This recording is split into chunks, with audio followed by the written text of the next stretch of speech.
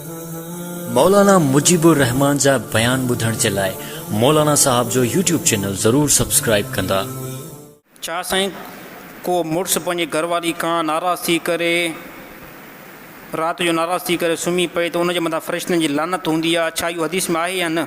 हदीस में आहे साईं, इहो हदीस में आहे। जेकॾहिं अगरि का घरवारी आहे न त राति जो मुड़ुसु वियो जेको भई घर में अंदरि वियो, इन खां बाद में घरवारी खे चईं त हाणे मुंहिंजो हक़ु आहे, अॼु जेको आहे ख़िलवत इख़्तियार कयूं त घरवारी चयो न न न अॼु त जेको आहे ख़िलवत इख़्तियार न कंदासीं।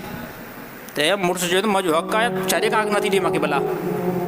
त इन ते मुड़ुसु जेको आहे नाराज़ थी करे सुम्ही पियो न त हदीस में आहे सॼी राति इन औरत जे मथां लानत वसंदी रहंदी। त छाजे करे जेको तूं पंहिंजे मुड़ुस खां नाराज़ थी आहे? त इन वरी इन शइ जे अंदरि बि जेको आहे न शरीयत लिहाज़ रखियो आहे। शरीयत कहिड़ो लिहाज़ रखियो आहे? ॾिसो, जेकॾहिं अगरि तव्हांजे घरवारी अगरि बीमार आहे,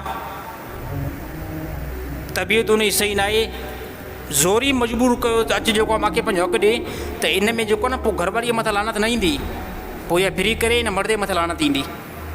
त घरवारी तबियत ठीकु आहे न, घरवारी हेज़ में आहे, निफ़ास में आहे, या अहिड़ी तरह बीमार में आहे, उनजी नई का ऑपरेशन थियल आहे, ऐं तव्हां ज़ोरी चओ सां मूंखे जेको आहे पंहिंजो हक़ु ॾे, त नाराज़ जेकॾहिं पोइ बि थी सघंदव न त इहा लानत कंहिं औरत जे मथां न ईंदी। छाजे करे हुनजो उज़ुर आहे न, उहो बीमार आहे, हुन हेज़ वारी आहे, निफ़ास वारी आहे, त इहा लानत फिरी करे कंहिं मर्द जे मथां ईंदी।